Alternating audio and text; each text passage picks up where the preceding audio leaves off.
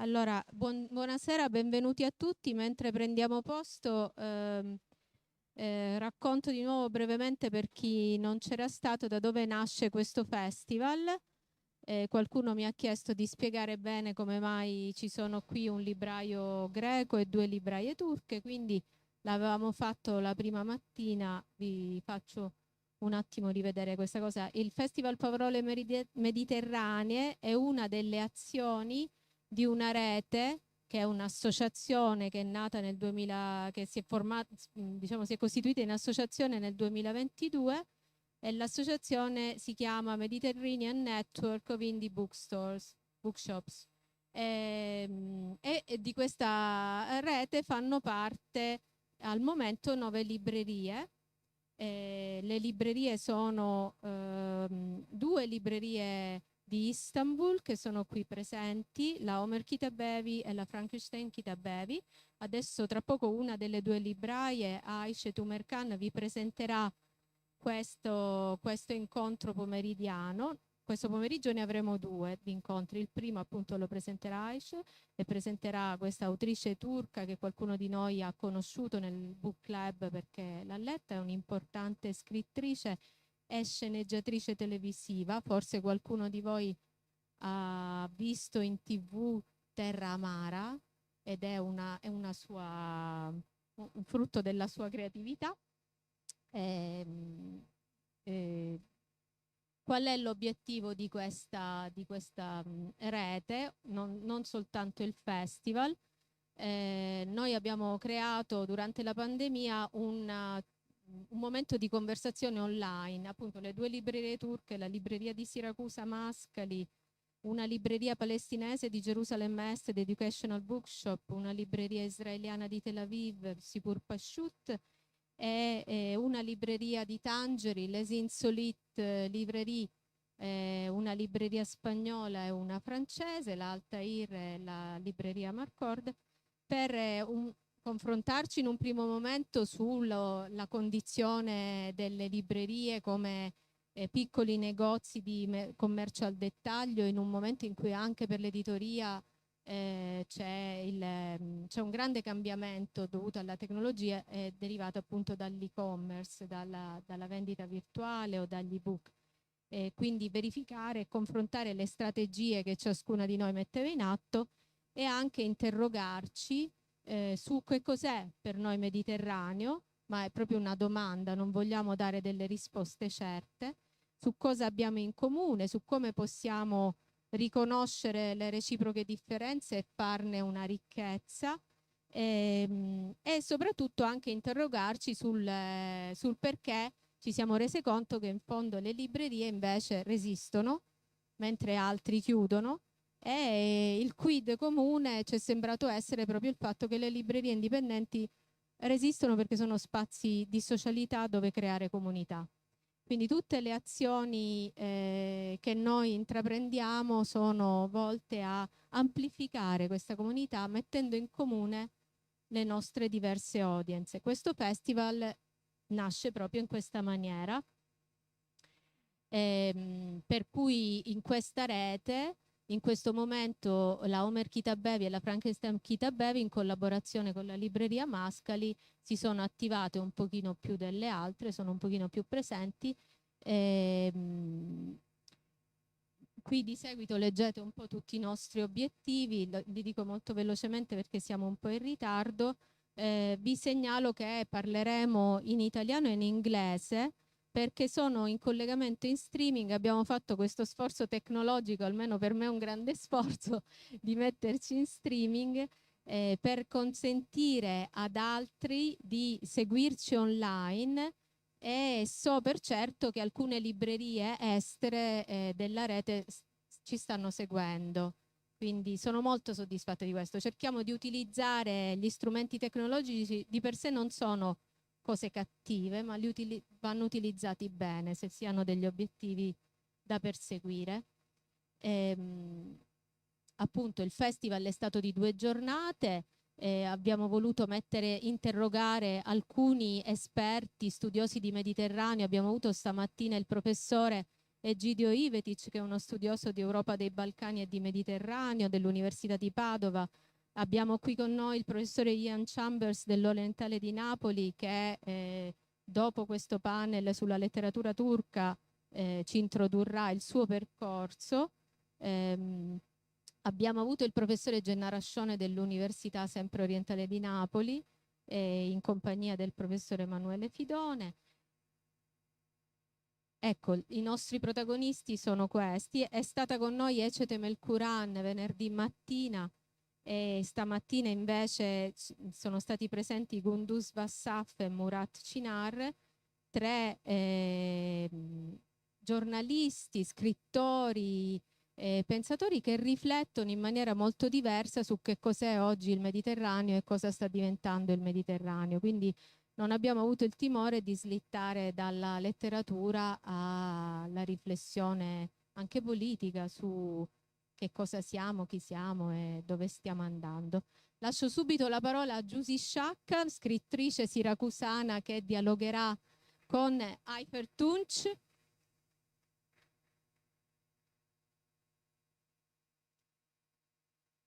Buonasera.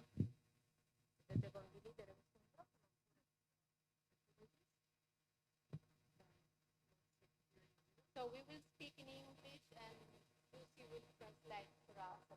Ayfer, would you like to say something? Sorry.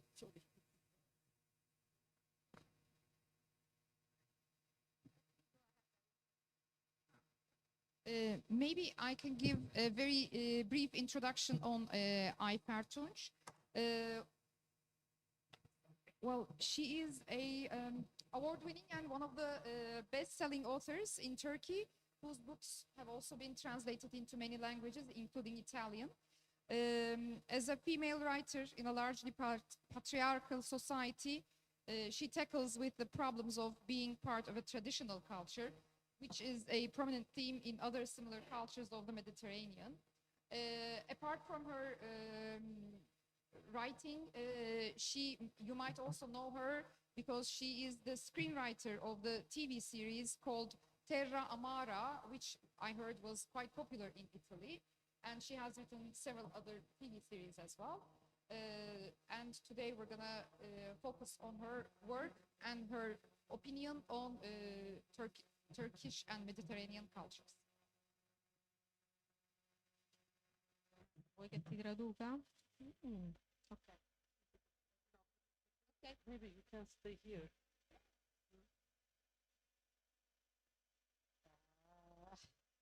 Allora, traduco velocemente. Ayfer Tunc è una delle più famose autrici contemporanee turche, i cui libri sono stati tradotti in molte lingue, incluso l'italiano. Appunto ci sono 2 testi che abbiamo letto suoi tradotti. Come scrittrice donna in una società largamente patriarcale, si è concentrata sui problemi della trasformazione della cultura tradizionale in qualcos'altro di contemporaneo, di cui andremo a vedere gli esiti. Ed è un tema questo prominente in altre culture mediterranee, come è cambiato il ruolo della donna, che cos'è, come viene declinato. E anche, appunto, come vi dicevo, una sceneggiatrice e scrittrice per la televisione, soprattutto nella televisione turca in questo momento vanno molto di moda le telenovelas, e sono arrivate anche qui da noi, appunto la più famosa è Terra Amara.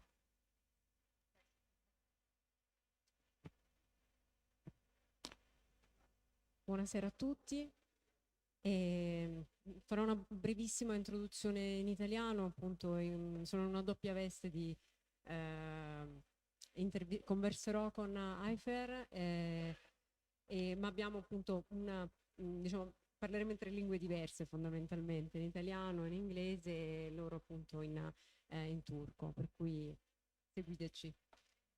So, I will start in English with the first question, and so I will try to be like short so that I can translate and like you to do the same. So, we're here, we will be studying from La Notte dell'Assenzio, which is the book that I mainly investigated, read and investigated with pleasure. It's a charming and painful journey through the life of the main character. And basically it's a beautiful young woman who experiences betrayal, abandon, and all the challenges that her controversial Turkish society ask her to do and to face. And we all know through the media, or what is filtered through the media, how sensitive is the political situation in Turkey. And so the very first question I will start with is how the female representation in Turkish literature has evolved during the last years, the last decades. So as a response, as the political context in Turkey was changing. Quindi sono partita appunto dal romanzo che ho letto, La Notte dell'Assenzio, che di fatto è una... Mi sentite? Ah, ok, scusatemi. Dunque, però prima non vi siete lamentati, scherzo. Dicevo, il romanzo ovviamente, al di là di quella che è la trama, ci interessa molto l'approccio, ed è un assaggio di quella che è proprio la scrittura, ma il confronto che l'autrice Ayfer Tunc ci dà rispetto alla cultura turca. Per cui parto proprio con la prima domanda, è quella: come la rappresentazione del femminile, quindi delle donne, si è evoluta parimenti al cambiamento politico e sociale che è avvenuto in Turchia, e che almeno noi percepiamo attraverso quello che ci dicono, insomma, i media. Sicuramente ci darà un insight proprio più profondo. I'm sorry because I not feel very well and comfortable as speaking English. That's why I prefer answer Turkish, and my dear friend Ayşe translate. Thank you her. Bu soruların cevabını aslında daha önce yazılı olarak verdim. Onun için çok kısa geçmek istiyorum. Çünkü sen uzun olarak anlatabilirsin. Türkiye çok ataerkil bir toplum, herkesin bildiği gibi. Ama son 30 yılda kadınlar çok büyük bir ilerleme kaydettiler. Türkiye'de toplumsal ve politik değişimler kadın hareketinde çok hızlı ve çeşitli bir hal aldı. İstersen buradan devam et. Turkey actually is a largely patriarchal country. However, in the last 30 years, the women's movement was very strong in Turkey. Can I translate, please? Yes. So that, otherwise we lost them. No, allora Ayfer ha iniziato scusandosi, dicendo appunto che usufruirà del supporto di Ayşe proprio per la traduzione. E la risposta alla domanda è che comunque, nonostante appunto è chiaro che diciamo il sistema culturale turco si è avviato già da tempo verso quella che è una visione molto patriarcale e in senso ampiamente maschile, tuttavia negli ultimi 30 anni diciamo i movimenti delle donne hanno in qualche modo diciamo risvegliato, ecco così, le coscienze, e si sono sicuramente fortificati. Ezilen kadın karakterler ya da Türkiye'de kadın olmak gibi amaçlar taşıyan edebi romanlar ne yazık ki çok fazla yazılıyor, ama bunlar edebi olarak çok zayıf. Nitelikli edebiyat ürünleri çok az bulunuyor. Batılı yayıncılara göz kırpan romanlar bunlar. Ama çok nitelikli istisnalar da var.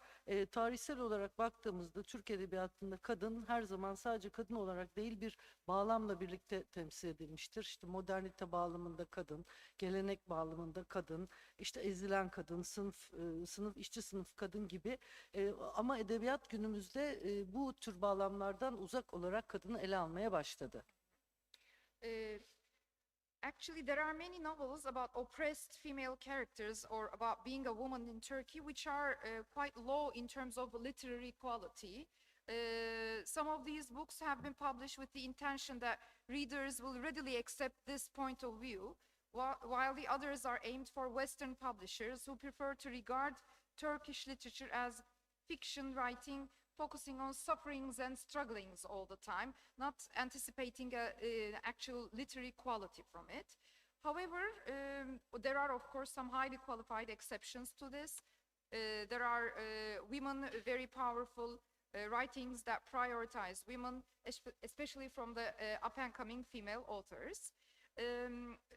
Another point that Ayfer mentioned is that in Turkish literatures, women have always been portrayed not just as a female character, but always in a certain setting, such as in the setting of the modernization of the Turkish Republic, using the woman as an image for oppressed individuals, or women and nationalization, or women and the working class. However, literature is no longer a means of influencing or transforming the society.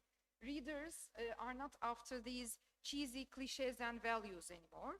The most significant aspects of women's portrayal for such readers are their emancipation and their status as independent individuals in novels.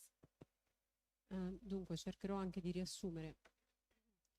Il punto che fa Ayfer Tunc è al di là, diciamo, degli stereotipi, ovvero l'immagine che è stata trasmessa è quella delle donne oppresse e all'interno poi della Repubblica Turca, spesso, diciamo, sacrificando per così dire la produzione, la qualità letteraria quello che è il gusto e la sensibilità, diciamo, del mercato, in qualche modo, soprattutto degli editori occidentali.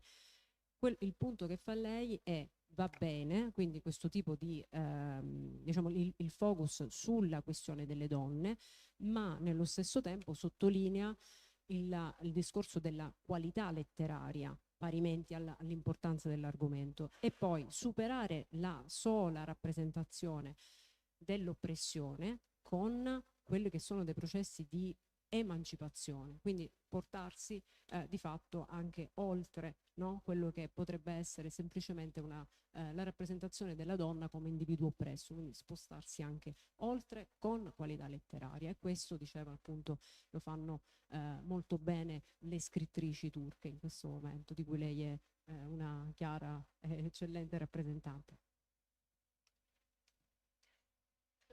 And still we've talked about women, but another important topic that you face in your literary production is that about gender, and which is connected, of course, to the women topic, is gender inequality. And so my question is, how do you, in your production, how it is approached in the Turkish literary production, and how it is perceived by the Turkish reader, because this is what really matters. I mean, we can talk as writers, but what is the answer, the reaction of are the Turkish readers sensitive to this kind of topic? Scusate, vi traduco perdonate, ma ogni tanto perdo un pezzo.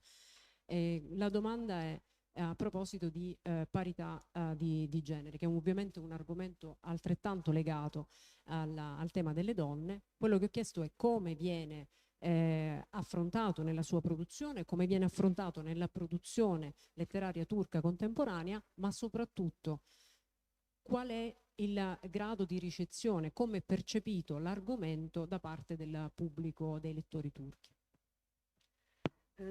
Ben Kız Sesi'nde okumuş olmama rağmen ülkemdeki cinsiyet eşitsizliğinin çok geç farkına varmış bir yazarım. Çünkü benim ailem seküler ve cumhuriyet değerleriyle yetişmiş bir aileydi. Bizi de eşit bir dünyada yetiştirdiler. Ama bunun bir yanılsama olduğunu, aslında sadece görünüşte böyle olduğunu, alttan alta bir cinsiyet eşitsizliğini bana sunduğunu daha sonra anladım. Dolayısıyla edebiyatımda da bunu çok geç işlemeye başladım. Ancak son 20 yılda Türkiye'de kadın hareketinin ve toplumsal aydınlanmanın da etkisiyle cinsiyet eşitsizliği çok daha görünür hale geldi. Edebiyatta da öyle.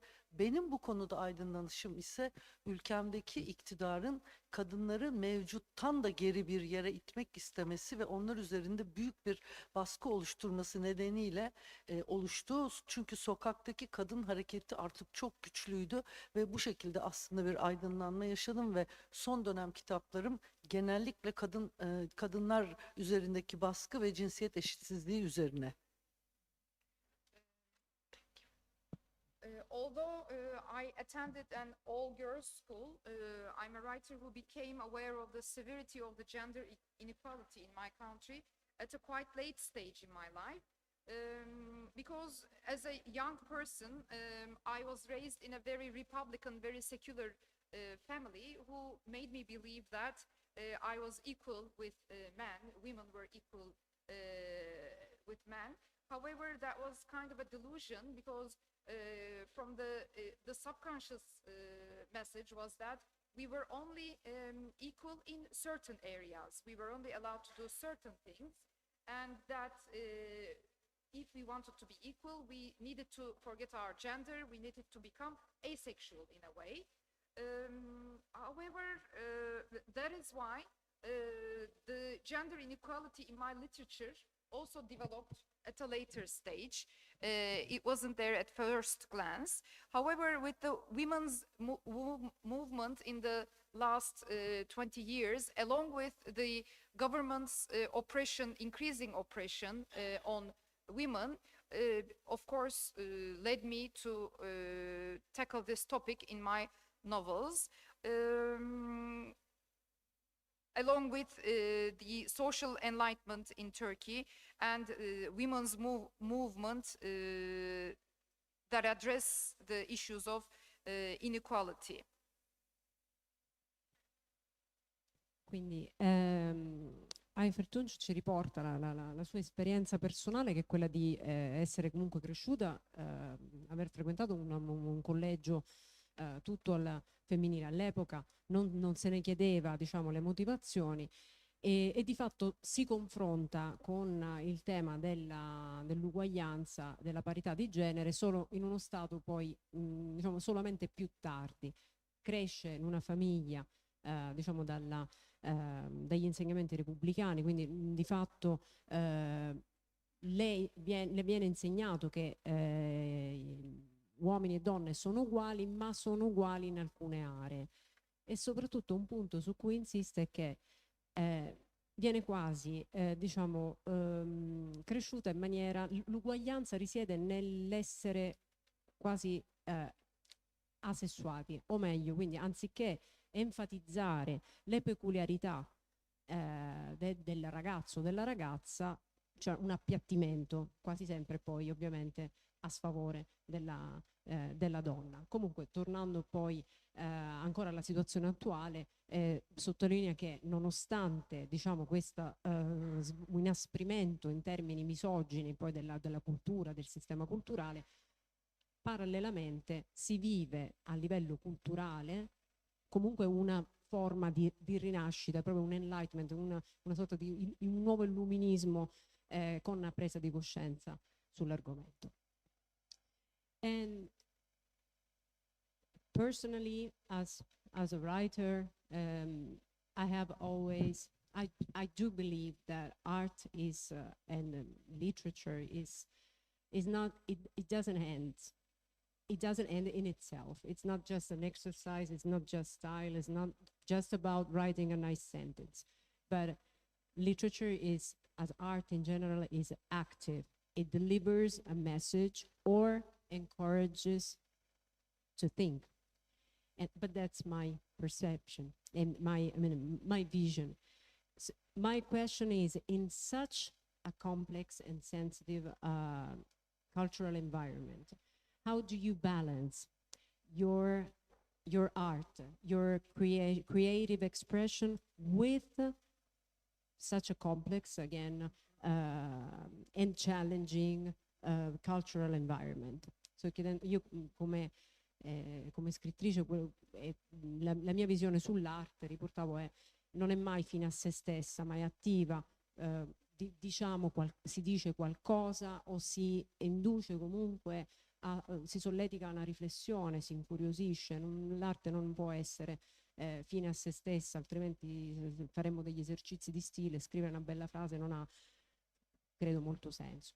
Alla luce di questa, che è la mia visione, rivolgo la domanda a Ayfer, dicendo come in una situazione culturale come quella turca si riesce in qualche modo a bilanciare la propria espressione artistica con diciamo, quello che è anche la responsabilità sociale, quindi il grado di commitment, di l'impegno in un sistema culturale come quello turco. Edebiyatta kadın karakterleri çalışırken benim yaşadığım en temel sorun bu aslında. Toplumsal hayatta görünür olan, yüzeyde olan, ilk bakışta okunan şey aslında çok ucuz edebiyatın veya dizilerin ve gündelik haberlerin işidir. Edebiyat gündelik olana derinlikli ve zihinsel bir bakışla yaklaşmayı gerektirir. Türkiye'de her gün birkaç kadın cinayeti, birkaç ağır çocuk istismarı, birkaç cinsiyet eşitsizliğinden doğan ve çok ciddi olaylar yaşanırken bu meseleyi edebi olarak ele almak çok zorlaşıyor. Olayların sıcaklığı ve bitip tükenmek bilmemesi yazar olarak derin düşüncenizde değil, insan ve kadın olarak sığ düşüncenizde yüzeysel ve coşkulu bir biçimde duygusal bir yer buluyor. Buna bir örnek vermek isterim. Bundan birkaç gün önce, belki bir hafta önce İstanbul'da insel tabir edilen bir erkek, genç erkek, iki kadının kafasını kesti, İstanbul surlarından aşağı attı, sonra da kendisi atladı.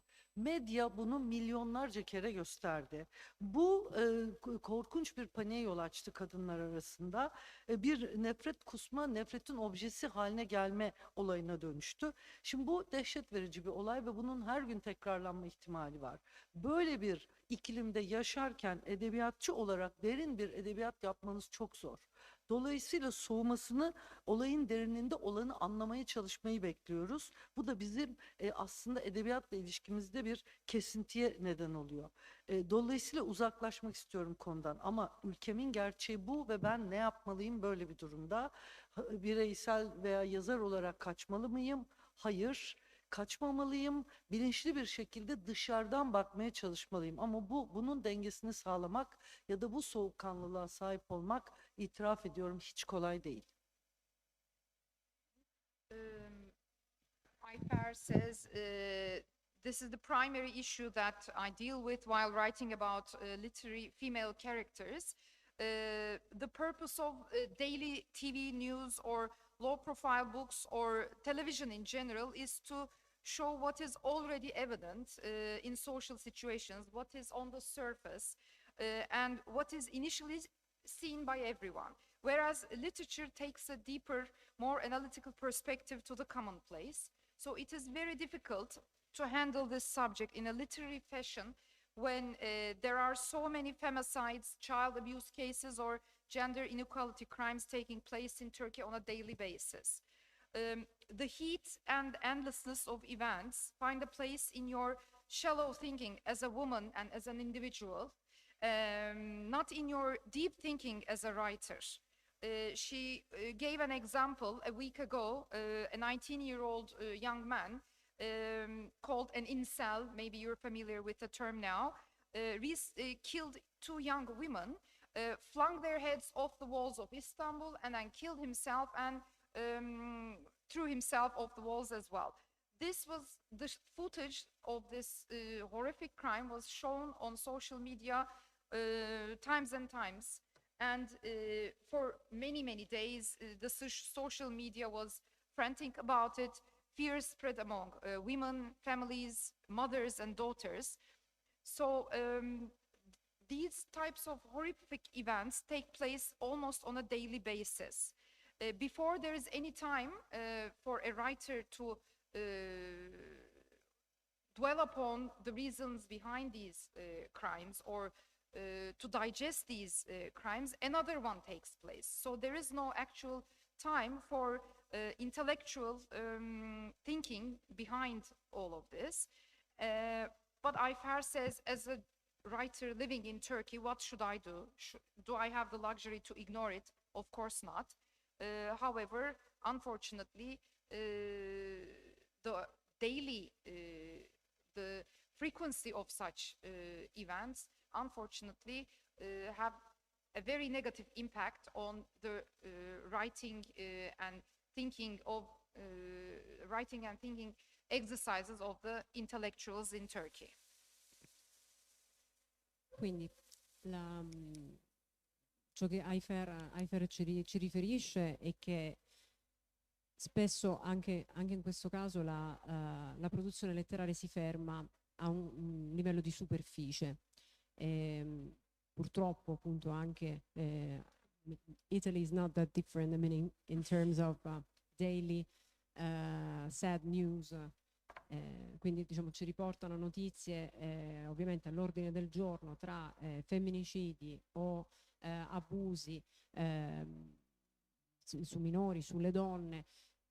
Quindi il discorso è che la letteratura non dovrebbe fermarsi a quello che è il caso, è semplicemente il caso, e riporta infatti questo esempio molto recente di questo 19enne che ha ucciso 2 donne decapitandole, quindi con un fatto molto cruento, e poi si è suicidato. Qualcosa di simile poi insomma si ripete anche nelle nostre televisioni. Quello che si dice è quindi tutti i media erano puntati su questo fatto, esattamente come avviene da noi, fino allo sfinimento.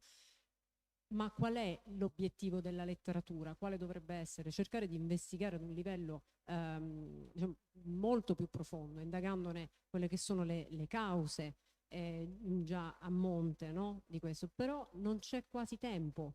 Da intellettuali questo tipo di soprusi sono diventati così veloci anche nel susseguirsi da non avere il tempo per indagare. Però dice, come intellettuale contemporanea posso permettermi il lusso di ignorarli? No.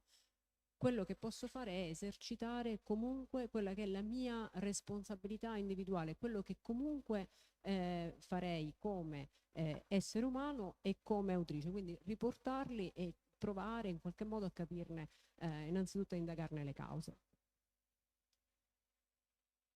It was a very, very deep topic. But I can tell you the example of Italian female writers and especially Sicilian writers. We're all very connected. Most of us are friends and we do cooperate. And we keep on supporting each other very much, and this helps a lot.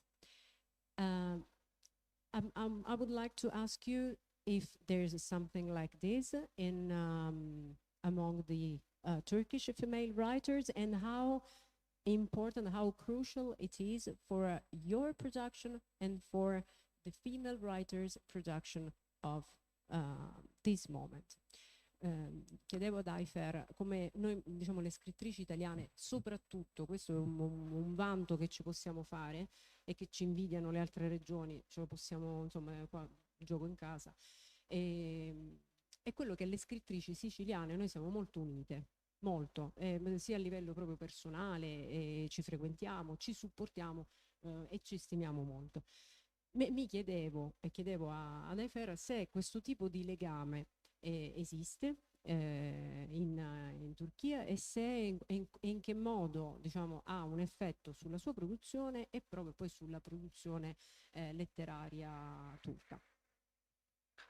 Bunu kadın yazar, erkek yazar olarak ayırmadan cevaplamak istiyorum. Çünkü böyle bir gerçek var Türkiye'de. Biz bundan 2 yıl önce bir edebiyat festivalinde 10 kadar kadın erkek karışık yazar arkadaş bir araya geldik ve benim edebiyat hayatımdaki neredeyse 40 seneye yaklaşan bir edebiyat hayatım var. İlk defa olan bir yakınlaşmaydı ve biz hepimiz bu yakınlaşmanın farkında olduk ve döndüğümüzde bir mail grubu oluşturduk, bir yazarlar grubu oluşturduk. Şu anda Türkiye'de yazmakta olan kitapları çıkan kadın veya erkek bütün yazarlar, hemen hemen bütün yazarlar bir topluluk olarak bir araya geldik. Ayda bir araya geliyoruz, yemek yiyoruz, eğleniyoruz, konuşuyoruz, edebiyatımızı ve başka şeyleri konuşuyoruz. Bizim bu birlikteliği oluşturmamızın bir nedeni vardı, o da ülkemizde yaşadığımız mutsuzluk ve yalnızlık hissiydi. Biz yazan insanlar olarak, edebiyatçılar olarak, kadın veya erkek yazarlar o kadar büyük bir yalnızlık ve yoksunluk içerisindeyiz ki hükümet baskısı, devlet baskısı o kadar üstümüzde büyük etki yaratıyor ki bir araya gelmeyi, bütün kişisel çıkar, ego, hırs, duygu vesaire gibi şeyleri dışarıda bırakarak bir araya gelmeyi tercih ettik ve bunun çok olumlu sonuçları olduğunu görüyoruz. Hem bir birlik olarak anında tepki verebiliyoruz. Bir arada olduğumuzu, kalabalık olduğumuzu hissederek kendimizi güçlü görüyoruz. Aynı zamanda da o buluşmalarda edebi konuşmalarla kendimizde edebi olarak katkıda bulunduğunu görüyoruz. Benim en yakın arkadaşlarım, edebiyatçı arkadaşlarım, uzun yıllardır arkadaşımlar ve onlarla daima edebiyat konuşuruz, tartışırız. Ne yazık ki ikisi de erkek arkadaşlarımın. Ama bu kadın arkadaşım olmadığı anlamına gelmiyor. Dün akşam Ece Temel Kur'an'la uzun bir sohbet yaptık ve işte edebiyatla konuştuk. Biz edebiyatçılar olarak kadın erkek demeden bir araya geldik ve bunun gerçekten büyük faydasını görüyoruz şu anda.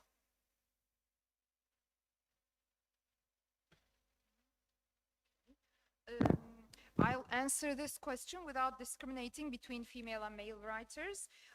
2 summers ago, there was a literary festival on Marmara Island. We were about 10 writers, both female and male, who came together, and we had a great time. We listened to each other with great literary interest, talk about the problems of the literary society and the country. And on the way back on the ferry, we decided to form a community, a network among all the writers in the country. So almost all writers, both female and female, we now have a group. We communicate on a very periodic basis. I think you're 80 people First meeting, 80 people all together. Okay.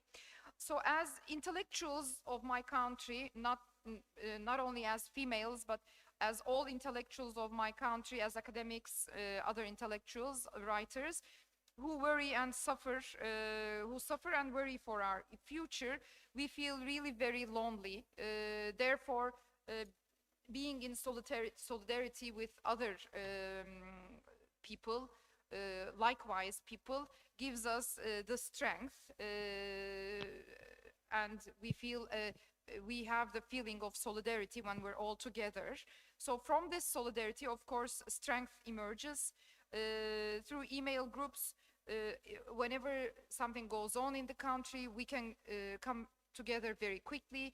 We can take a stance all together very quickly, react to like laws that are passed by the government. We can form an opinion all together. So this is very empowering and strengthening, of course.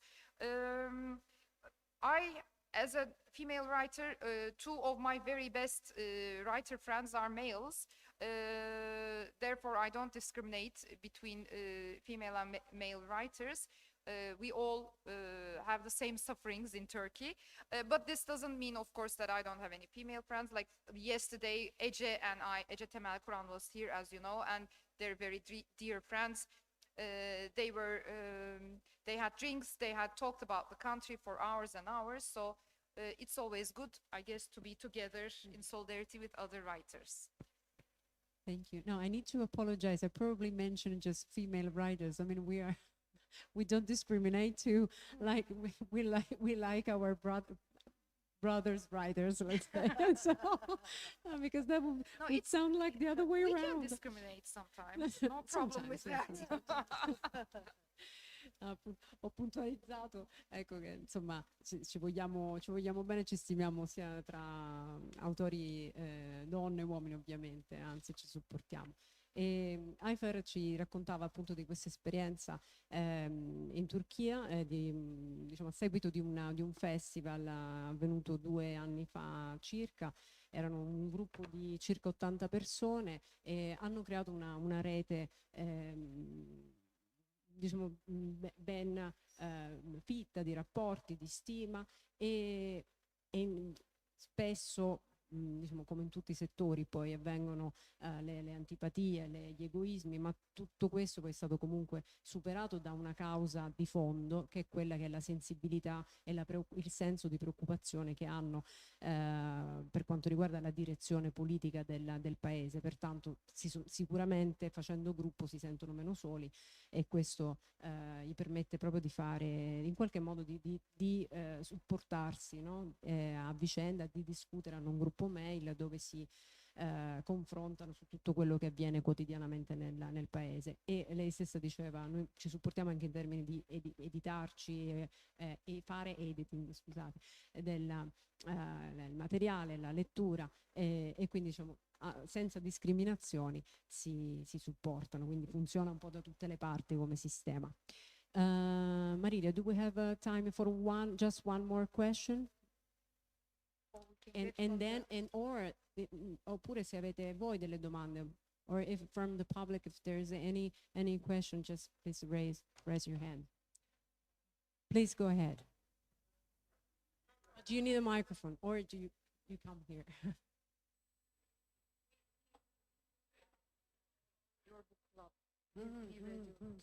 Ciao, buonasera a tutti. Io mi chiamo Rafael e faccio parte del Book Club, del circolo di lettori del Mediterraneo. Abbiamo letto alcuni libri, uno del quale era il libro di Ayfer Tunc, che mi è piaciuto tanto. Io avrei 2 domande. Il personaggio principale è una donna, però nella traduzione almeno non aveva un nome questa donna. Io vorrei sapere se questa è stata una scelta apposta, come in modo a rappresentare tutte le donne o in certo senso il dramma delle donne, o se, non lo so, qual era l'intuito, qual era la voglia di fare in questo modo. La seconda domanda riguarda sempre questo romanzo. Il carattere, la persona, il personaggio principale, questa donna, ha un romanzo con un uomo, più di uno, però quello che ama in verità si chiama Ali, e loro comunicano molto attraverso la poesia.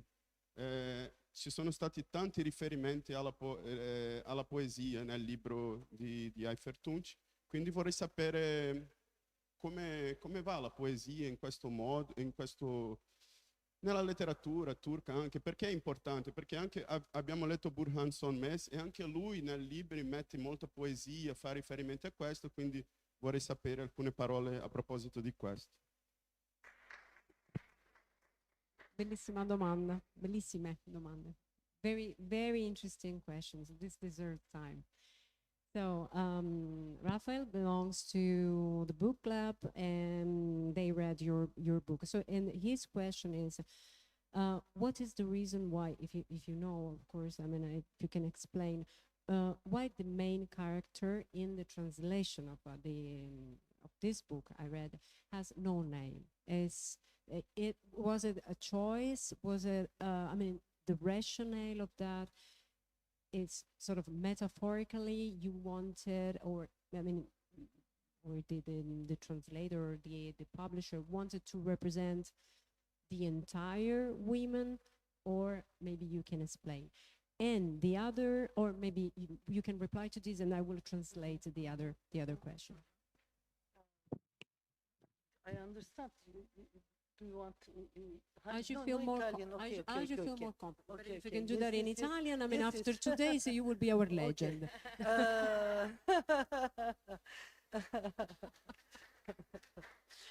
Ma potrebbe farlo. Evet, kadının adı yok.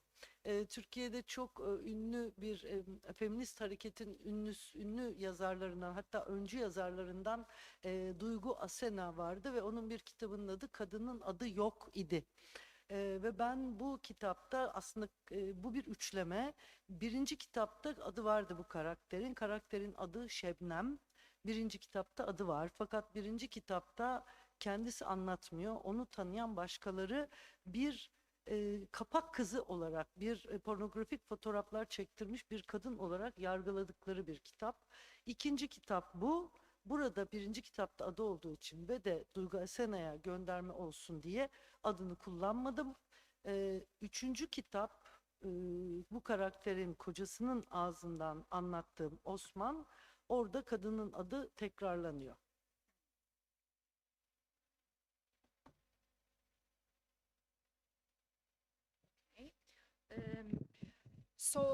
There was a very famous Turkish feminist who was also a novelist called Duygu Asena, who wrote a book named The Woman Has No Name.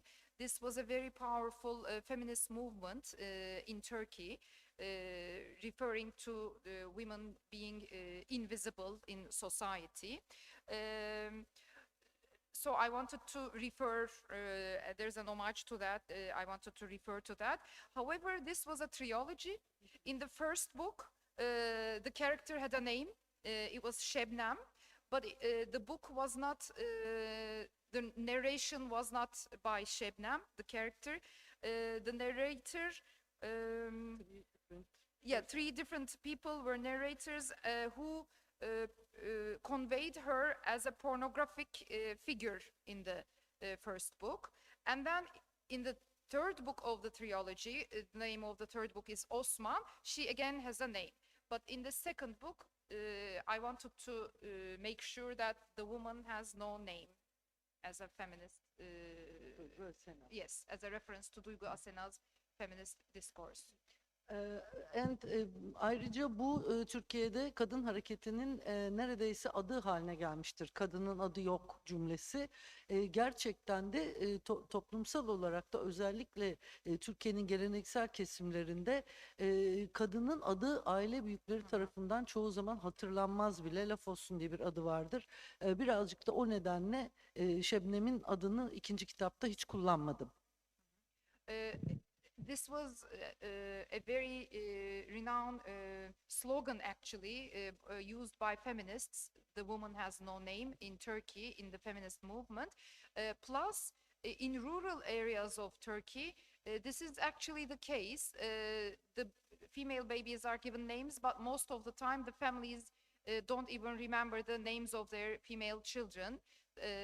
That's why I wanted to emphasize this situation in Turkey in the novel. Cercherò di riassumere, quindi la motivazione che Raffaele aveva avanzato è corretta. Facendo parte di una trilogia, in realtà in questo volume si sceglie di non dare volutamente un nome, ed è un omaggio a questa scrittrice femminista turca, cerco di riprodurre il nome, Duygu Asena, dalla quale poi scaturisce questo slogan Woman with No Name, per cui davvero l'anonimato un po' raccoglie un po' tutte le donne, mentre nel primo libro appunto aveva un nome, la protagonista Shevna, anche se in realtà non è la narratrice, ma la narrazione avviene attraverso altre 3 voci narranti. Quindi la motivazione insomma è questa. The second question is about poetry. Raphael said, so the protagonist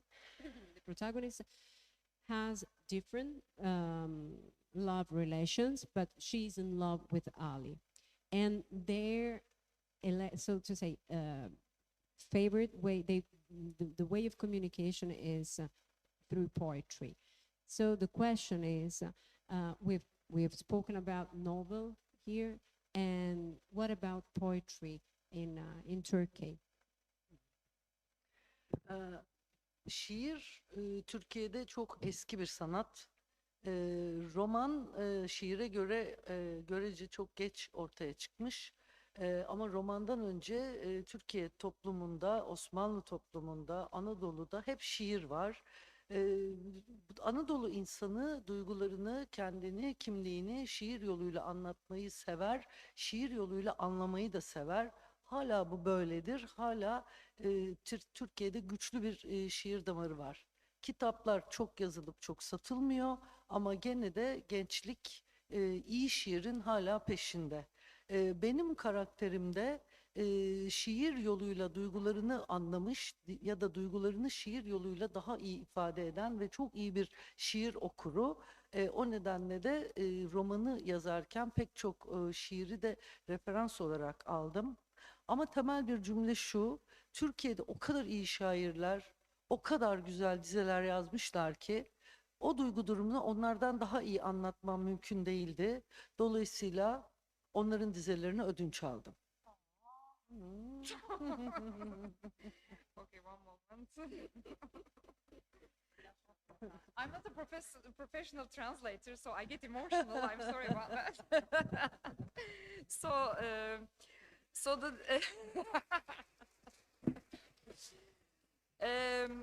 well, actually, poetry in Turkey as a form of expression is even older than storytelling or writing novels. In the Ottoman era, in older civilizations in the Anatolia, poetry always exists. The Anatolian people like to express their emotions through poetry. Although currently poetry books are not there aren't that many poetry books. It's not very popular in terms of selling of the poetry books. However, youth in Turkey still likes poetry. My protagonist was a character that likes poetry, that wants to express feelings through poetry. And there are so many great poets and poems in Turkish literature that rather than discovering America again, I wanted to borrow those wonderful lines from those wonderful poets in my book in order to express the feelings of the protagonist.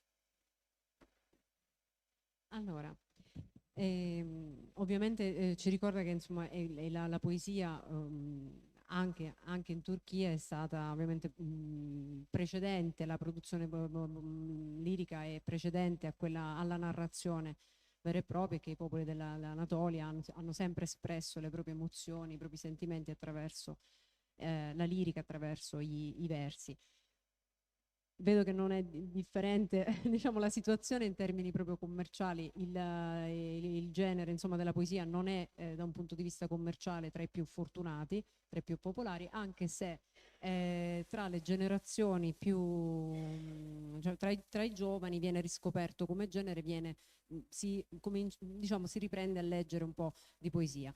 La scelta per quanto riguarda il romanzo è stata quella proprio di prendere in prestito per esprimere alcuni proprio dei sentimenti più intimi, di letteralmente attingere alla produzione lirica turca. Quindi proprio un omaggio, ecco, alla poesia turca. So we're okay. Our time is over, and thank you very much for the effort. I mean, a triple language is something that never happened. Grazie a tutti. Thank you for you, thank you for all of you. It was very nice night for me. It's unforgettable trip, literature trip. Thank you. Thank you. I libri, se qualcuno vuole farsi autografare i libri, sono lì in fondo. Ci sono anche i libri di Giusy Sciacca, tra l'altro uno è anche in inglese, per cui chi vuole può scegliere la lingua. Ok, grazie mille. Adesso passiamo subito all'altro panel per non rovinarvi l'aperitivo del sabato sera. Abbiamo qui Iain Chambers, il professore dell'Università di Napoli, etnomusicologo. Passo subito la parola a Iain. Grazie.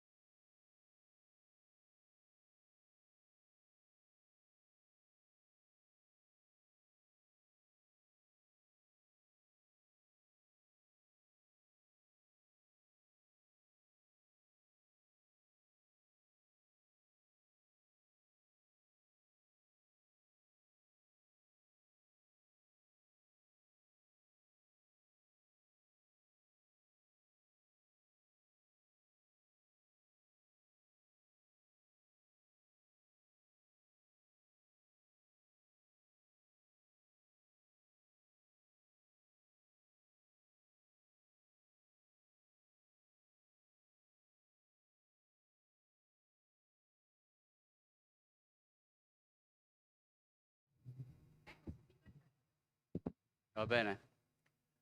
Ok, buonasera, sabato sera.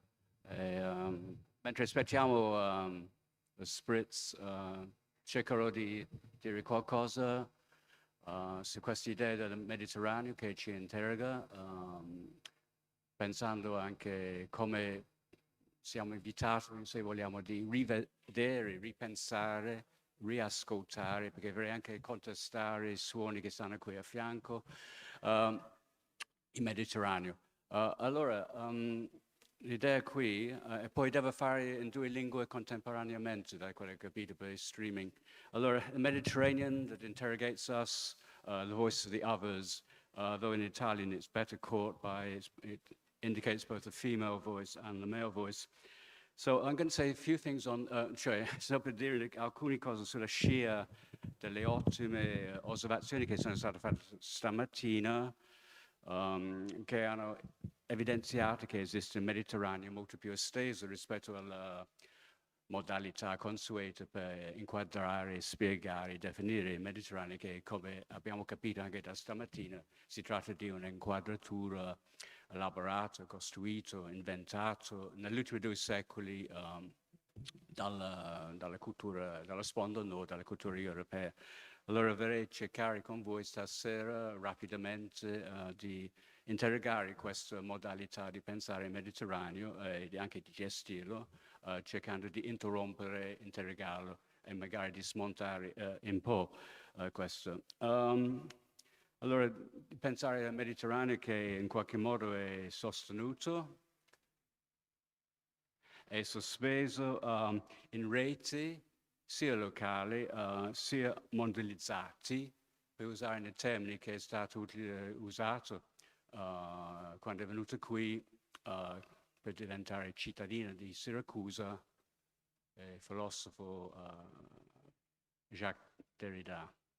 Allora, di pensare un attimo come possiamo creare o elaborare un viaggio nel Mediterraneo per smontare una certa visione egemonica dominante e con queste modalità di smontare, di riassemblare il Mediterraneo alla luce di altre prospettive, altre possibilità.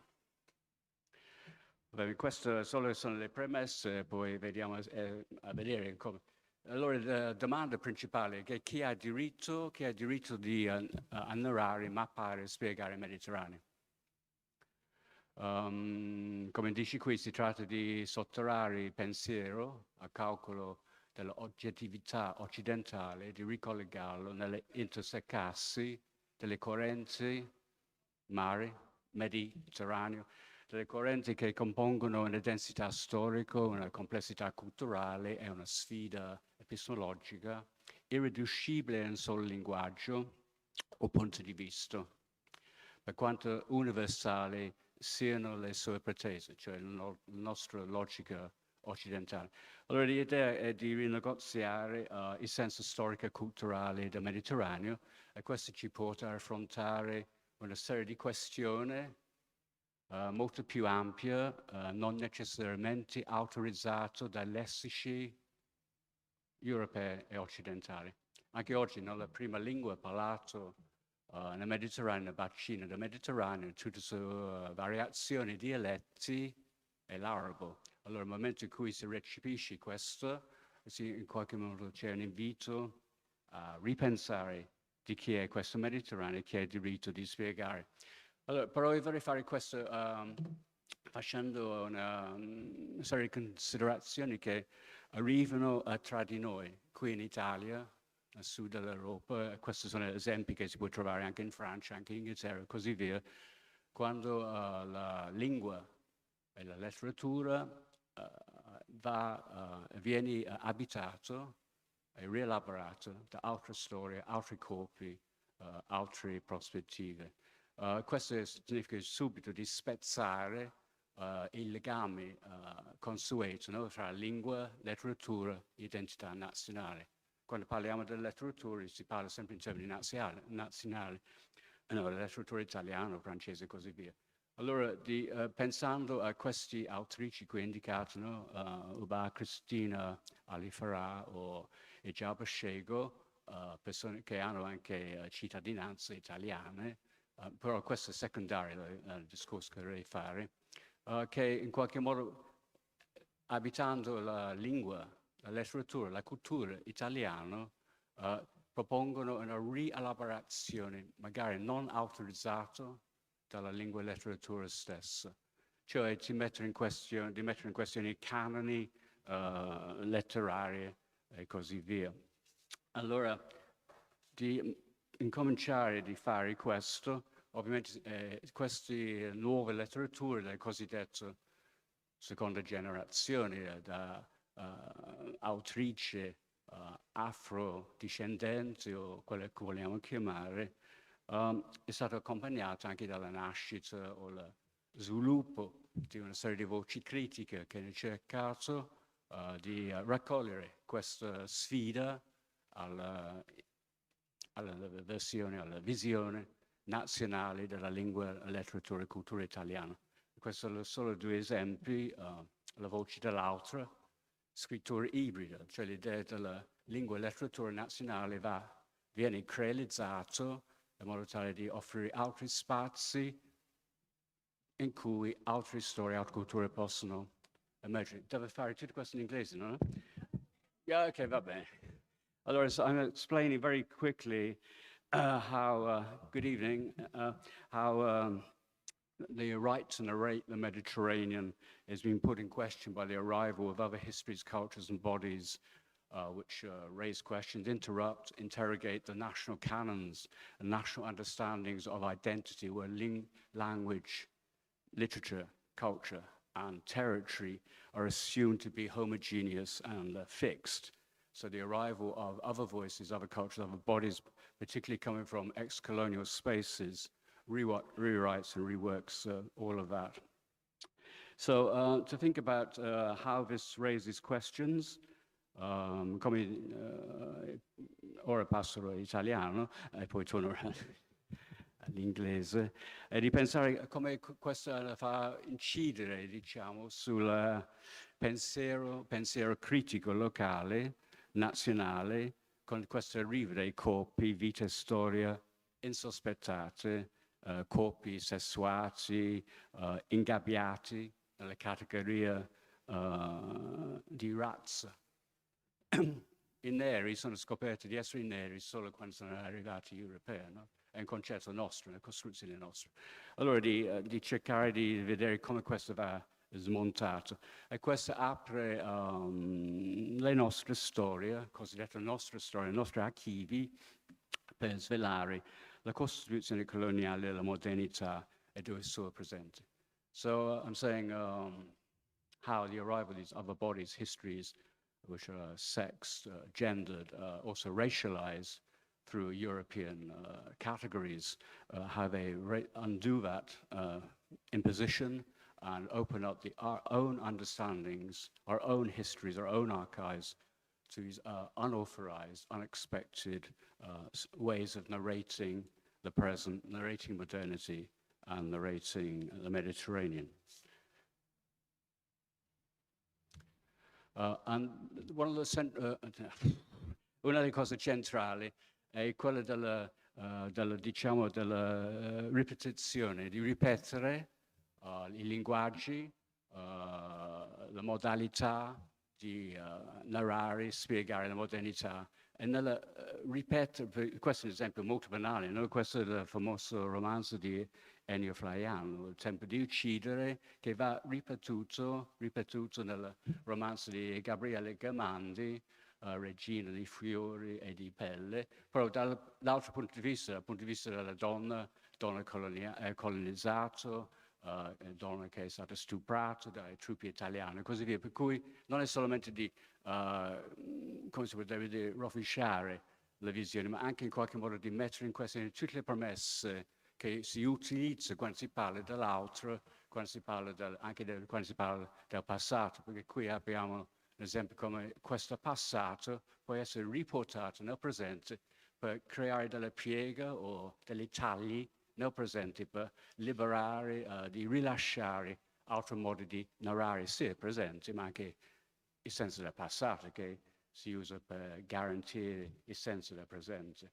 So I'm talking here about a famous Italian novel that came out immediately after the Second World War, talking about Italian colonialism and how the centrality and what some people would call a post-colonial ethics and aesthetics lies in the repetition of the language, a repetition of a space, literature, and a culture, Italian culture, and repeating it from the subaltern point of view, from the point of view of the oppressed, the point of view, in this case, of women in colonial Ethiopia, in this case, who have been raped by Italian officer, and how the repetition leads to creating a whole other space which is not necessarily recognized or authorized by official institutionalized Italian culture. Okay, and I want to show this now. This idea of the repetition. I've put together here two sequences. One is from the famous film by Luchino Visconti, and the other is a video installation by the black British artist Isaac Julian.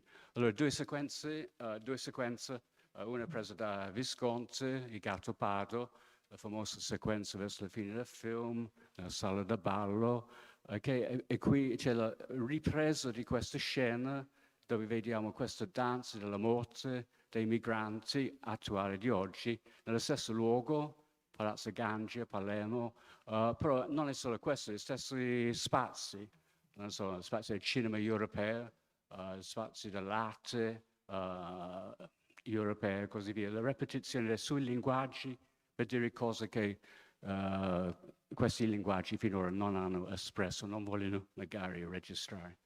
So where am I? Okay, so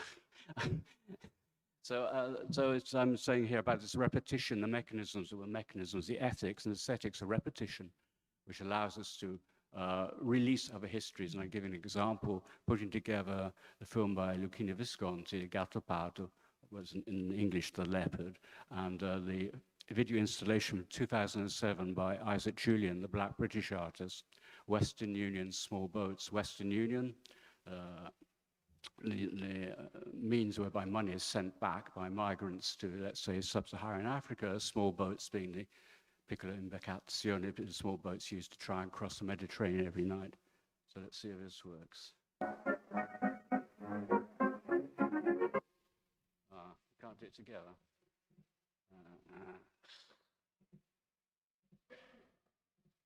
Fabio, scusami. Aiuto. L'idea di fare partire le due cose insieme. È un complotto di Microsoft. You need the knife and apple. Yeah. Okay, so I have to do one after the other. Sorry.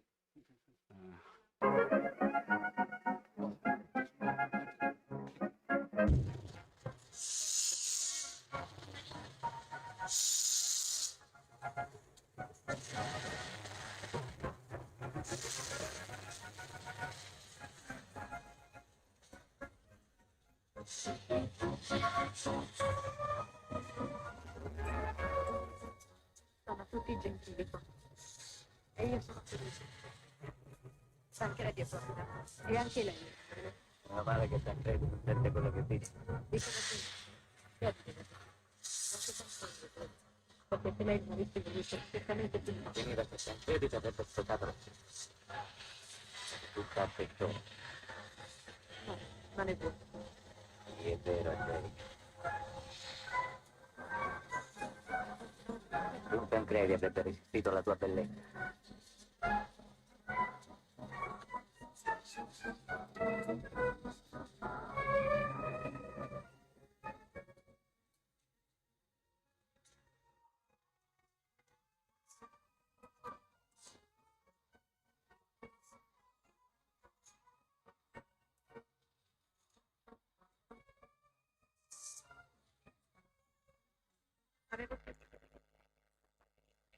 Mi spiace vederti ancora delusa. È molto di più di un buon ballerino. Lei è un ballerino delizioso. Veramente delizioso. Ma sì, è Leopardo. Che bravo. La maggiorca allora. Si stanno guardando tutti i principi.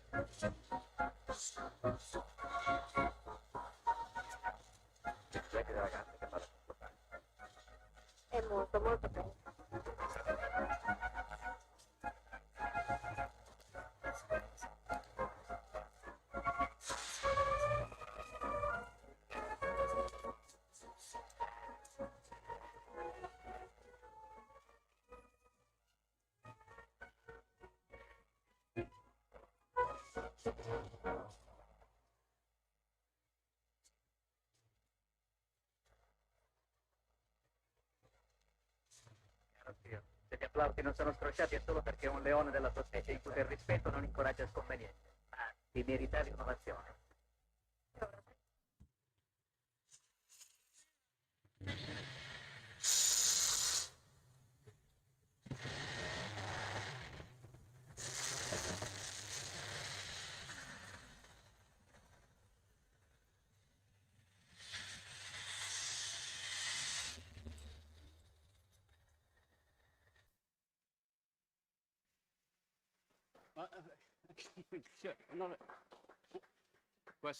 Questo è solo il pretesto, la premessa.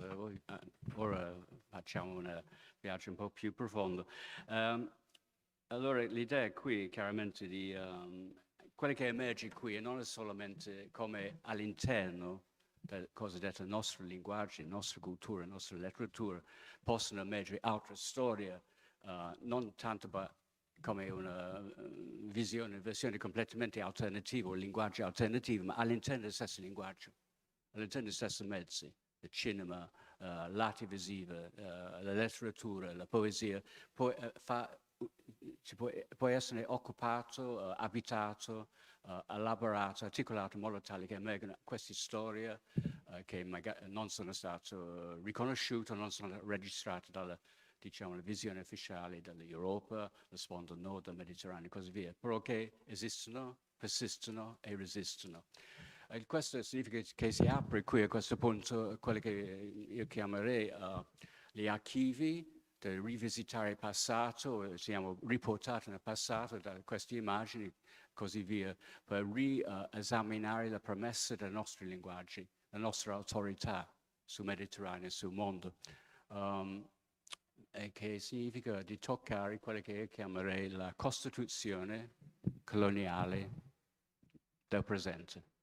Cioè non si tratta del colonialismo solamente come un capitolo chiuso nella storia, ma qualcosa come un processo storico sempre in atto, che continua nel presente.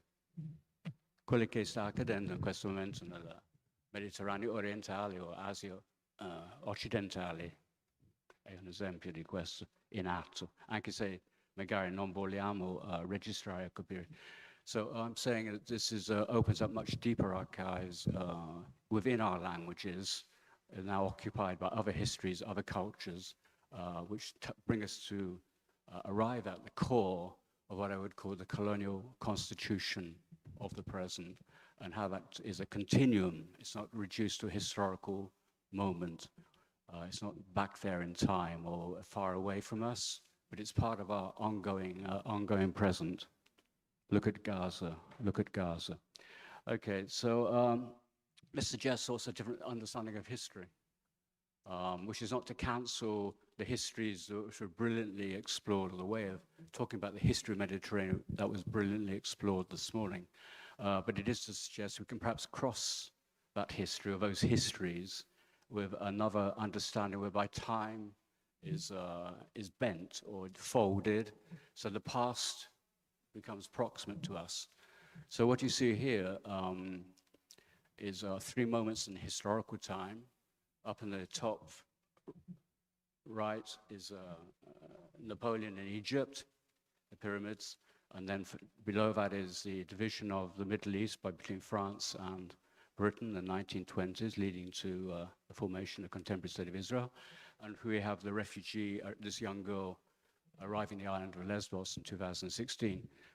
Allora, quello che vorrei suggerire, questi 3 momenti storici, quello di Napoleone, la battaglia delle piramidi, quella divisione, le creazioni, invenzioni del Medio Oriente, perché sta a metà distanza tra Londra e Delhi, Medio Oriente, e come hanno creato, noi abbiamo creato questi stati, Iraq, Libano, Giordania, e poi nel 1948 lo Stato Israele, e questa realtà molto più vicina a noi, quella di questa ragazza siriana che arriva su Lesbos nel 2016. Come questi 3 momenti non sono intrecciati, fanno parte di una storia sedimentata, stratificata, ma intrecciati, per cui in qualche modo quel passato non passa, ma si accumula nel presente con una serie di domande che magari non possiamo o non vogliamo rispondere, ma che stanno lì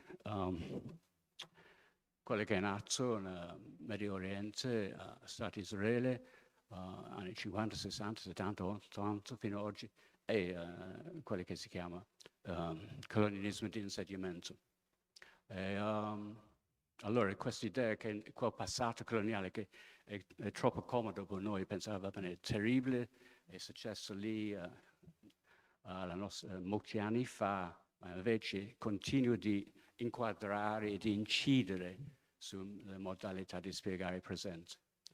So I'm saying, just thinking of the case of Israel as a settler colonial reality, which is tied to this colonial continuum and is not to be treated as separate from that. So it opens up much deeper, more problematic understanding of the past and present, where the past is not past, but accumulates as a series of very harsh interrogations, difficult interrogations in the present. And it's the same thing. Questa è la situazione in Gaza, o anche ormai la situazione in Gaza, in Libano, è collegata anche alla situazione dell'immigrazione. La stessa logica di imporre il Mediterraneo nostro, cioè nello spazio coloniale.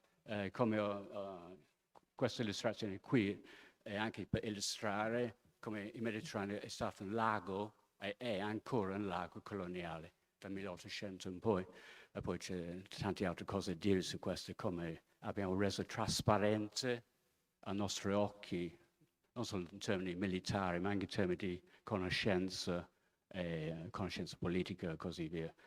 Allora, quello che fa Frontex è la stessa cosa che fa gli israeliani, no? IDF, quando decidono di occupare il territorio di quelli che stanno facendo a Gaza. È come l'Europa lascia i migranti a morire, fa le decisioni. Questa è una logica dispositiva coloniale. Okay, per cui, solo per evidenziare questo, questa è una battaglia navale 1798, vai a Buchere, acque egiziane, fra la flotta britannica e la flotta francese, nel momento della lotta per l'egemonia globale tra la Francia e la Gran Bretagna. L'anno dopo, il comandante della flotta britannica, Nelson, sarà a Napoli per distruggere i tentativi di creare la Repubblica Partenopea. Allora già è in atto questa idea che questi spazi sono teatri per la lotta per l'egemonia globale, per la colonizzazione, l'appropriazione dall'Europa a livello globale. Allora, vediamo.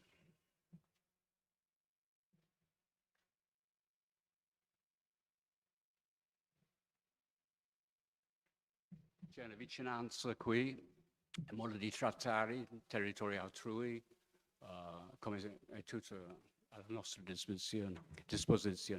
So this is just a very brief dramatic illustration connecting the naval battle, 1798, between the French fleet and the British fleet in Egyptian waters for the struggle for world hegemony between British and French empires, and what is occurring right now in Gaza, where we can perhaps begin to start talking about defense, as many do, defense of the West, defense of what I would call white supremacy. Okay. Okay. So I think we need to, these are very deep histories, troubling histories, and the problem is it's not about feeling, it's not a question of feeling guilty, it's about taking responsibility, cioè di prendere la responsabilità di questa storia, questo mondo che abbiamo creato noi, la nostra immagine, che dovrebbe rispecchiare noi stessi, allora di prendere responsabilità, come sappiamo l'Israele, la situazione attuale a Gaza, è stata prodotta da noi.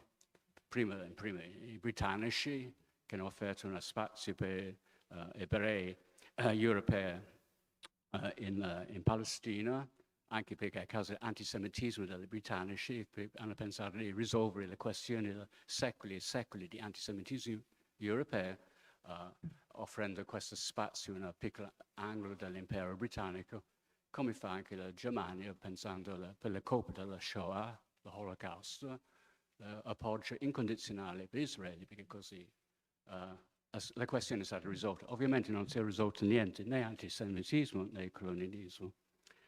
Okay, so I'm sure, okay, no, that's nothing.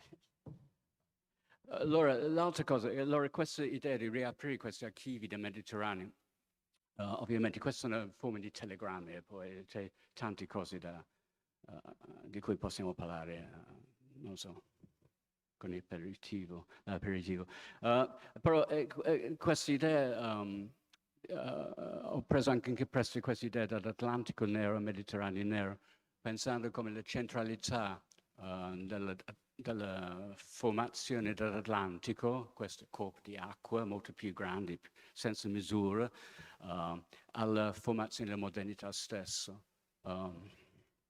Pensando ai rapporti fra l'Europa, siamo nel 700-800, l'espansione, le cosiddette scoperte, anche se gli indigeni non sapevano che stavano lì per essere scoperti, le scoperte dell'America e come questa è la formazione, diciamo, dell'economia politica mondiale, cioè del capitalismo, no? Il rapporto fra l'Europa, l'industria europea, piantagioni nell'America e così via. Di riportare, e qui c'è il discorso come la centralità di un'altra storia che magari non viene registrata, la storia della schiavitù. Cioè il fatto di portare milioni e milioni di africani come schiavi nel mondo, nell'America, per fornire manodopera che permette la produzione di cotone, tabacco e tutto il resto che va per rifornire l'Europa e così via, creando questa logica. Allora di pensare, però l'Atlantico nero, allora ci invito a pensare all'altra storia, le storie da basso, le storie che arrivano da sotto l'acqua, gli schiavi, molti schiavi buttati al mare. Vediamo se c'è cosa. Scusami, l'altra cosa, questo è il famoso dipinto dalla tomba a Paestum. L'invito qui anche di ripensare queste cosiddette radici dell'Occidente. Questa figura non è bianco, forse è uno schiavo, ma allora mostra che c'è già una serie di rapporti crealizzato, che non c'è come l'ideologia o il mito dell'Europa che parte da un momento X a Atene, 5 secoli prima di Cristo, e poi c'è questo sviluppo lineare che ci porta presente, ma è composto di una realtà molto più complessa già. Non ci sono origini, non ci sono delle origini, non ci sono radici, ma sono solo rotte che sono intrecciate e tu vai a cercare le origini e non trovi un punto X, ma già una realtà mescolata, un connubio di crealizzazione. So I was just saying about that's a famous tomb painting from Paestum, which is also an example of Greek colonization in the ancient world. The body there you see diving, the famous diver, is a black body, it was not white. So it again raises a whole lot of questions about how we understand our origins, which are not pure, but are always contaminated, always creolized. And so this, and doing the same thing, this is the same, a famous painting by William Turner, un quadro famoso dal pittore romantico britannico, quasi l'unico artista di merito nella tradizione del pittore britannico, William Turner, che questo è un famoso quadro che si chiama The Slave Ship, cioè la negrera, dove il capitano di questa nave che stava portando il suo carico di esseri umani nell'America ha deciso di buttare tutto il carico in mare per meglio affrontare una tempesta in arrivo, no? Per rendere la barca più leggera, più maneggevole, sapendo che comunque il carico è stato assicurato sulla borsa di Londra, per cui non si vede niente. Allora, però l'idea qui, a parte di stupore o la denuncia fatta da Turner per quanto riguarda i tratta delle schiave, è di pensare, se si guarda lì, c'è una gamba nera incatenato che sta per scomparire per sempre sotto le onde. Sotto le onde. Ecco i dettagli. Allora l'idea qui, questa non è mia idea, questa è un'idea molto importante portata avanti dal sociologo nero britannico Paul Gilroy, il libro dell'Atlantico Nero, che esiste anche in italiano, è di seguire questa gamba fuori quadro. E così si trova di elaborare un'altra storia dell'Atlantico, centralità della schiavitù, un'altra storia della modernità, da basso, dai margini, dai corpi e la storia di vite non autorizzate nella versione ufficiale. So I'm showing this painting by William Turner, famous painting, The Slave Ship, throwing overboard the dead and the dying to face the oncoming storm. Knowing that the cargo of humans was insured on the London Stock Exchange, so there was no loss. And the idea, which is made famous by Paul Gilroy's The Black Atlantic, is we follow this black chained leg out of the frame, we enter another space, another critical historical space, another way of narrating modernity. And then the other thing is to think about migration, cioè di pensare all'immigrazione, no? Perché anche questo è stata una forma di immigrazione forzata, no? Le schiavi portati dall'Africa nell'America. Però l'invito qui è di pensare come Paul Gilroy ha fatto pensando all'Atlantico non in termini della cultura o dell'economia bianca, ma in termini dell'Atlantico nero, di pensare, per cui non è una cosa che sta nella periferia della storia, ma offre un altro modo di narrare la storia, la migrazione di cui si parla tanto oggi. Forse la migrazione è il motore della modernità stesso, almeno da 5 secoli. Noi abbiamo fatto da secoli e secoli senza chiedere permesso a nessuno, cioè ecco la colonizzazione del pianeta. E di nuovo vorrei indicare come sono intrecciati. Ovviamente se sono momenti separati nel tempo, quella è una nave organizzata in modo molto razionale per trasportare il massimo degli schiavi nell'America. Qui abbiamo, non so, migranti, contadini, non so, dalla Lucania, che sono arrivati a Napoli per imbarcarsi su una nave per New York, Buenos Aires, e qui abbiamo una situazione di oggi. Però come in qualche modo anche queste storie sono intrecciate, non è che quello che succede oggi non ha qualcosa a che fare con la colonizzazione del pianeta e la centralità dell'immigrazione. So I'm talking about how migration is in many ways the motor of modernity, as it has been an act for over 500 years.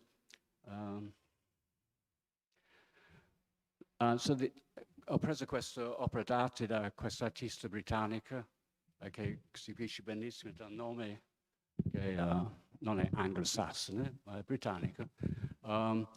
Questa idea delle spettri, ghosting, cioè come presente infestato da questo passato, magari non registrato, non riconosciuto. Cui c'è questa famosa poesia del poeta Noble di 1992 dai Caraibi, Derek Walcott, che in 2 righe ci offre un altro modo per narrare la storia della modernità, anche del Mediterraneo. I met history once, but he ain't recognized me. Ho incontrato la storia una volta, ma non mi ha riconosciuto.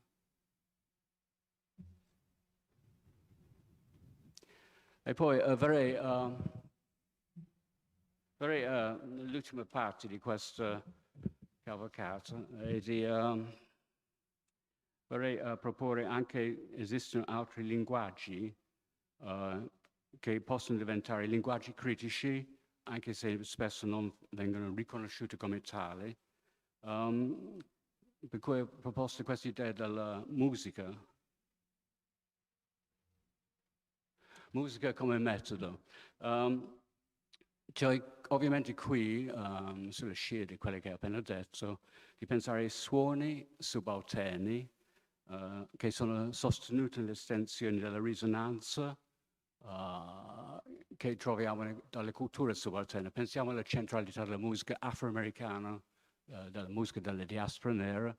Infatti spesso parlo in termini di blues come metodo, no? Perché lì troviamo un altro modo per suonare in modo tale che creare una dissonanza con la partitura ben organizzata, ben temperata, quella roba là a fianco, che crea una serie di interruzioni. E questa, la musica blues, per esempio, non è solo una questione di genere musicale, ma è anche una proposta storico-culturale, cioè un modo diverso di suonare e sondare la modernità, e anche una risonanza, anche una vicinanza con le microtonalità, quelle che per noi è l'incertezza della tonalità nella musica araba classica. Allora, di seguire questi suoni è possibile di creare altri spazi che non sono spazi musicali, ma anche sono spazi culturali, spazi critici, spazi storici, che ci permettono di ritornare al passato, suonare in modi diversi presenti. Allora, vorrei fare questo con un esempio molto chiaro. Ascoltiamo ora un pezzo di musica che è un esempio di questa idea dell'armonia ben articolato, ben organizzato, nel caso di questa canzone da Julie Andrews, e poi ascoltiamo la stessa musica rielaborata, creando questa dissonanza, questi intervalli nella struttura musicale ben strutturata, ascoltando lo stesso pezzo di musica fatto da John Coltrane.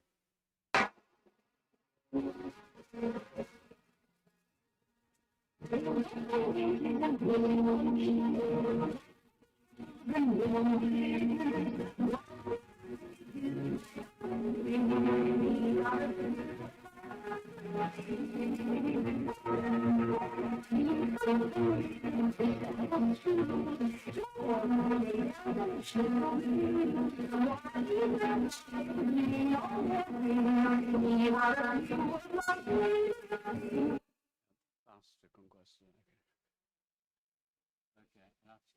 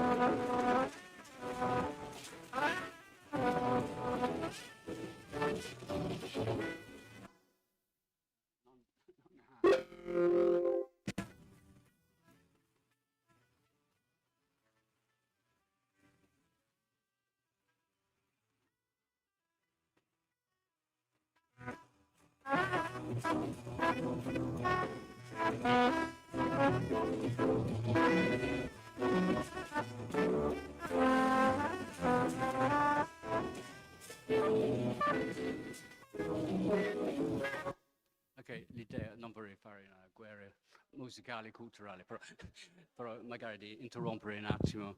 Però l'idea chiaramente è la possibilità di suonare la modernità in chiavi diverse, che non significa solo suonare in termini musicali, ma anche in termini culturali, anche in termini storici, per offrire la possibilità o ricreare la possibilità che altre storie, altre culture, altre voci, altri corpi possano emergere per narrare, rinarrare la modernità, non necessariamente autorizzata da noi.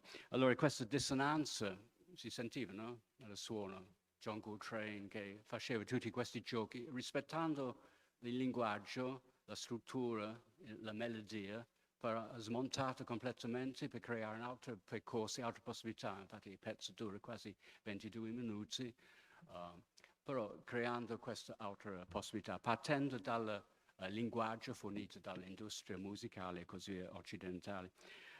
Allora questo crea questa apertura per fornire altri orizzonti di sensi, sia in termini semantici, sia come direzione. Cioè di interrompere una certa logica lineare del progresso occidentale che cerca di rendere tutto trasparente alla sua volontà.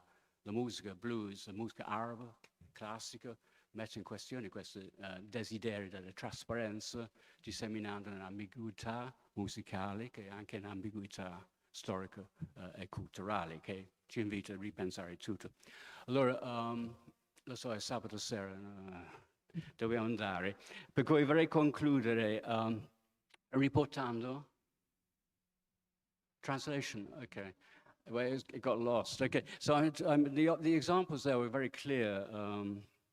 Playing Julie Andrews, My Favorite Things, from a Hollywood musical, how it's re-elaborated by John Coltrane, creating other spaces, disseminating dissonance to permit other voices, other histories, other bodies to take control or temporarily take control of a modernity and take it elsewhere, permitting us to rethink the very story of modernity, interrupting the usual linearity and interrupting our desire for rational transparency. Because music, like literature, like poetry, poetics, is saying something more, which exceeds all of that. And I want to ora vorrei concludere tornando al Mediterraneo con queste prospettive critiche, concludendo con un altro pezzo di musica suonato dal cantante, anche suonatrice dell'oud, Camilla Gibran, palestinese, e con una musicista svizzera, per cui abbiamo qui, come spesso nella musica, che c'è? Margherita, che c'è? No, the volume is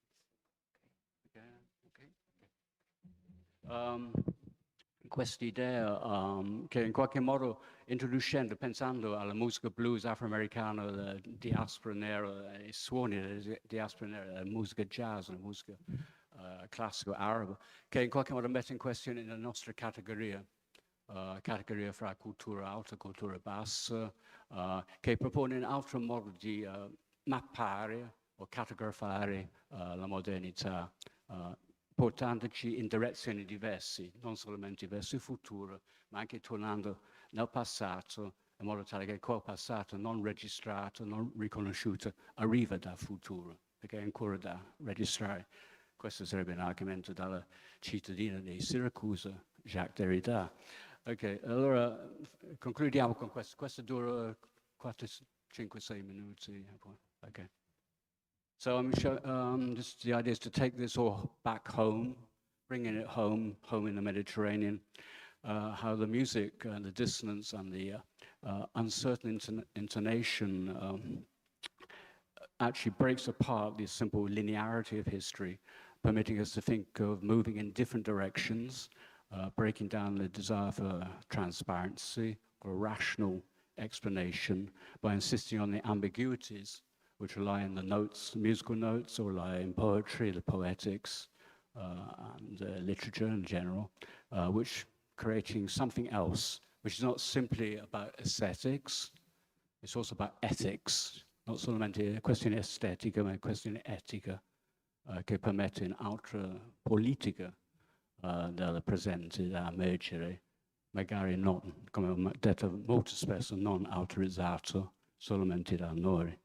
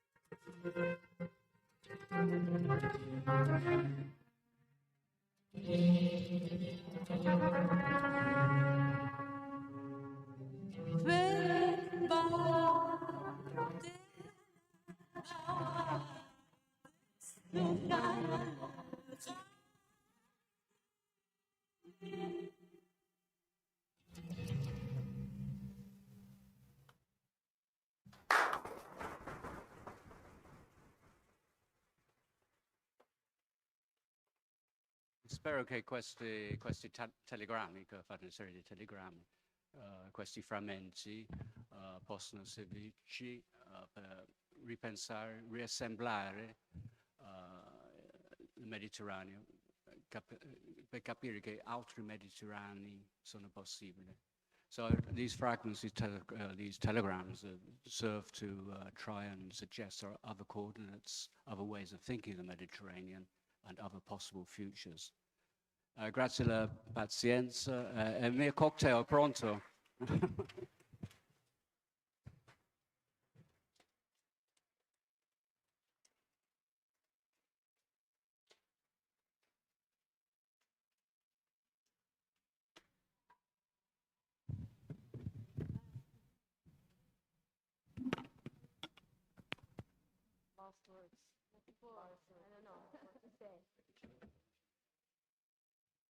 Allora, noi abbiamo terminato queste 2 giornate di approfondimento sul Mediterraneo e sulla Turchia. Last words to the two guests, the bookseller guests. Lascio le ultime parole alle libraie ospiti. And Takis, if you would like to join us, we would be pleased to. Takis, okay. Takis is from Athens. Well, first of all, it's a Saturday night and it's almost full house. So thank you so much for being here, for listening to us. I wasn't expecting this. This crowd is very, very, very pleasing. This was the first big organization of the network. And I really like to thank Marila a lot. She worked so much for this. But now I see why the good people of Ortigia are very interested in literature. So we were very happy to be here with 3 of our esteemed contemporary Turkish writers. I hope you enjoyed the sessions as much as we did. And I hope we meet again, maybe in Istanbul this time.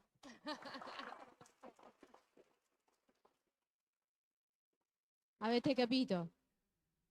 Quindi la prossima puntata è Istanbul. All of you. Yes, another thank you from me too. Ayşe said everything. So thank you so much for your welcome. Ortigia is really very, very nice place. And thank you so much, Marilia, to bring us together again. We are waiting you to Istanbul.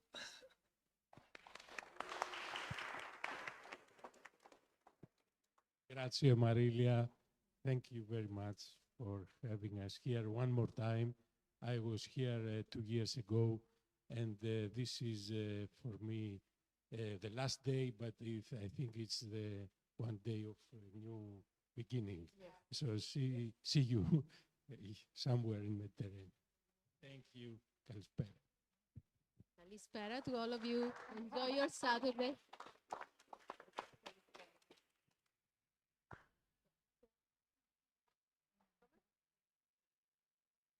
Ok, Takis ci salutava in greco, diceva che è la sua seconda volta qui in Ortigia, è molto felice di essere qui e questo è un nuovo inizio. Ayşe ed Ayşen sono state molto felici di scoprire Ortigia e la gente di Ortigia, di scoprire che c'è questo grande interesse per la letteratura. Hanno avuto l'onore e il piacere di portare 3 grandi autori turchi qui da noi, quindi anche per loro è stato Gündüz Vassaf, che è qui con noi, Ayfer Tunc, che abbiamo ascoltato, e Cetem El Kuran, che è andata via, ma è stato un dono prezioso averla qui. Io ringrazio i nostri ospiti dall'Italia, il professore Egidio Ivetic, che stamattina ci ha fatto una lezione importantissima, il giornalista Murat Çınar, il professore Gennaro Ascione, il professore Iain Chambers, che abbiamo appena finito di ascoltare, E non ultimi il professore Roberto Fai e la scrittrice Giusy Sciacca che hanno partecipato, e dall'università il professore Emanuele Fidone che non è qui con noi. E ringraziamo anche la traduttrice che è stata preziosissima, Valentina. Quindi il prossimo appuntamento a Istanbul, siete tutti invitati.